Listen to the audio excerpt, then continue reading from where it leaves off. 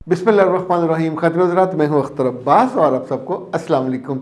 कभी कभी घरों में वो रिश्ते जो ठंडा साया बनते हैं वही धूप का बायस बनने लगे, दिल दुखाने का बायस बनने लगे, तो ज़ाहिर है बहुत तकलीफ़ होती है, अफसोस होता है।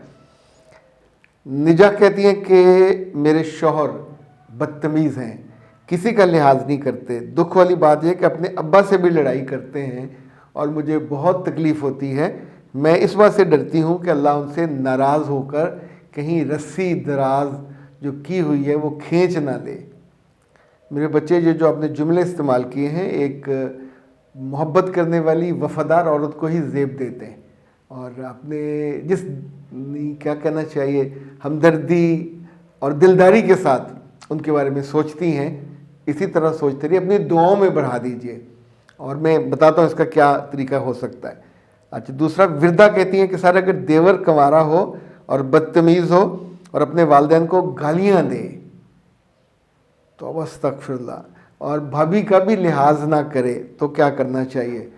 मेरे बच्चे पिछले दिनों जम्मू कश्मीर, जो इंडिया का जम्मू कश्मीर, वहाँ की एक वीडियो वायरल हुई थी जिसमें एक बदबख्त लड़का कुछ 6 फुट का था, यानी लंबे कद काट का, अपने माँ बाप को उसने ना सिर्फ घर से निकाला बल्कि उनको फिज़िकली उसने मारा, धक्के दिए, और वो दोनों गिरे हुए लोग तमाशा देख रहे थे और दोनों गिरे हुए झोलियाँ उठा उठा कर बद्दुआएं दे रहे थे।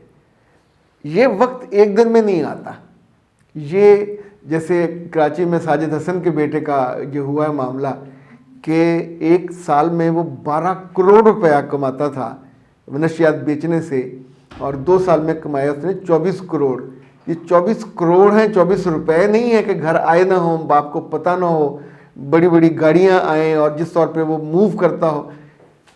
बेटे और बेटियों की जब भी ये ट्रैक से उतरते हैं, बद अखलाकी की तरफ जाते हैं, बदमिजाजी की तरफ जाते हैं, उसकी कोई वजह होती है, और वो वजह माँ को भी पता होता है, बाप को भी पता होता है।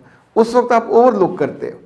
फिर गांव में तो चले ये बात होती थी कि एक आध बेटे को बदतमीज़ बनाया जाता था ताकि बरादरी को और ख़ानदान के बाकी लोगों को उसका नाम लेके डराया जा सके, दबाया जा सके कि वो बड़ा अब्बड़ कहते हैं, अक्खड़ है और बड़ा उसको डील करना आसान नहीं है।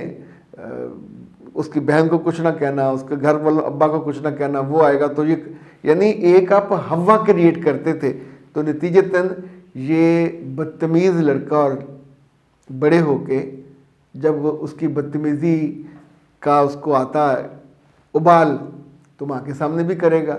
बाप को तब रोकना चाहिए। जो बाप अपनी बीवी की बेइज्जती होते देख ले, उसकी बेइज्जती लाजमी हो जानी होती उसी औलाद के हाथों। ये एक असूल समझे आप। इसी तौर पर अगर माँ ये देखे कि उसकी औलाद, बेटा, बाप के आगे बोल रहा है, उसको शटअप कॉल नहीं देनी चाहिए, खींच के थप्पड़ मारना चाहिए। माँ हैज़ द राइट। अब्बा मारेगा तो ज़ोर से लगेगा, माँ का इतना ज़ोर से नहीं लगता, लेकिन इट शोज़ द कंसर्न कि तुम ये गलत कर रहे हो।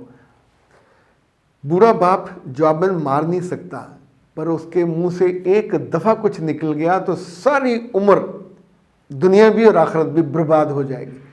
बाप की बद्दुआ से बचना चाहिए। ये इन दिनों तो कुछ फैशन में चल पड़ा है कि हर दूसरा बंदा बदतमीज़ी कर रहा है, और उसकी वजह आप उनको उन तालीमी इदारों में पढ़ाते हो जो आपकी औकात के नहीं है। बंदे को अपनी औकात में रहना चाहिए।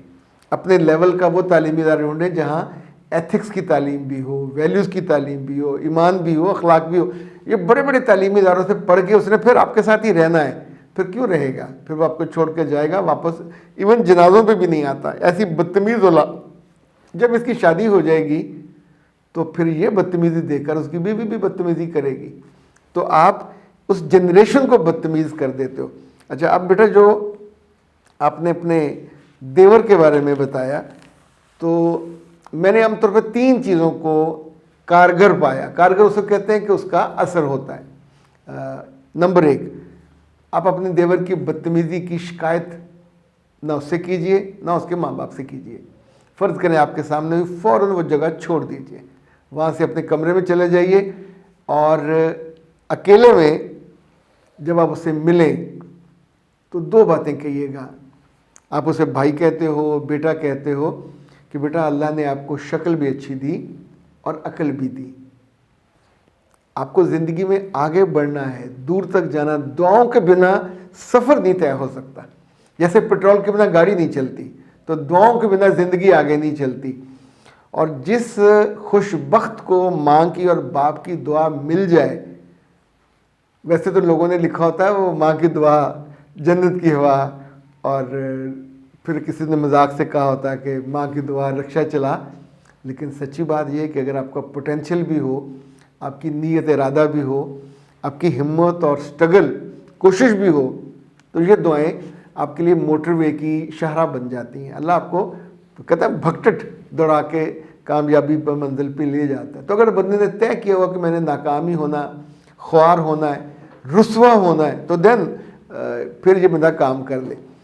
بدتمیز آدمی، بیٹا ہو یا بھائی ہو یا دیور ہو یا میاں ہو، اس کے بدتمیزی کے لمحات میں اس کے رشتے جو چھوٹے ہیں، بہن ہو یا بھابھی ہو، یہ سامنے نہیں آنا چاہیے، فوراً جگہ چھوڑ دینی چاہیے، اور بعد میں اس کو لاڈ سے، مان سے، اس کو ہم لحاظ کہتے ہیں۔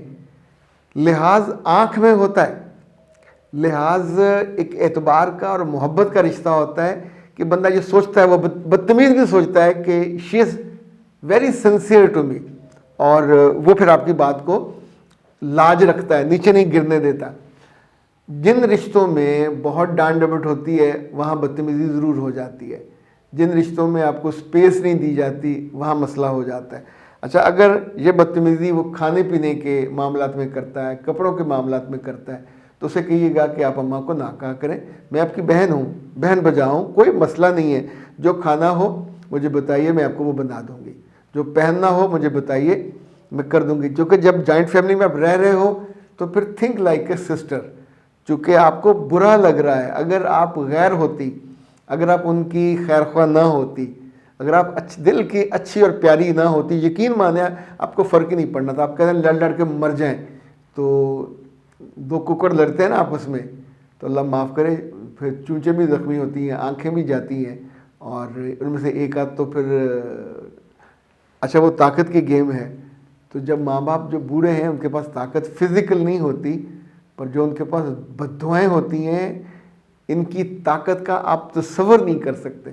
ویسے تو اللہ معاف کرے، کسی کی بددعا سے بھی ڈرنا چاہیے، چاہے وہ کوئی مظلوم ہو، وہ بچہ ہو، وہ عورت ہو۔ یہ بددعائیں بہت طاقتور، خطرناک، خوفناک، منزل کھوٹی کرنے والی ہوتی ہیں، اور کوئی سمجھدار محبت سے، اپنائیت سے ہی اس کو دور کر سکتا ہے، کم کر سکتا ہے۔ اختر عباس کو دیجیے اجازت، پر اجازت سے پہلے ناز ہبز والوں نے ایک بہت اچھی آفر دی ہے کہ اگر فیس ماسک اور جو ویجائنل ماسک اور وائٹننگ ماسک یہ آپ ان کو منگواتے ہیں تو پھر آپ کو وٹامن سی، یہ 1500 روپے کی ہے، وٹامن سی سیرم ہے، یہ اٹس ویری یونیک، یہ ایجنگ کو کم کرتا ہے، یہ آپ کو خوبصورت بناتا ہے، یہ آپ کے چہرے جو ڈھلک رہے ہوتے ہیں، سیگنگ ہوتی ہے، اس کو دور کرتا ہے۔ تو it would be a gift for you, 1500 روپے کا رمضان المبارک کی خصوصی آفر۔ یہ رمضان کے پہلے 2 ہفتے سٹاک موجود ہونے تک رہے گا، سٹاک ختم ہونے کے بعد تو ظاہر ہے پھر وہ آفر واپس ہو جائے گی۔ تو کیا کہنا چاہیے، رش کیجئے، فوراً اپروچ کیجئے 0341657826 اور ناز ہب سے منگوائیے۔ یہ ہے جناب ویجائنل وائٹننگ ماسک، یہ ہے فیس ماسک، اور یہ ہے انڈر آرمز وائٹننگ ماسک، آپ کی شخصیت کی خوبصورتی اور توازن کے لیے دا بیسٹ گفٹس۔ اختر عباس کو دیجیے اجازت، السلام علیکم ورحمۃ اللہ۔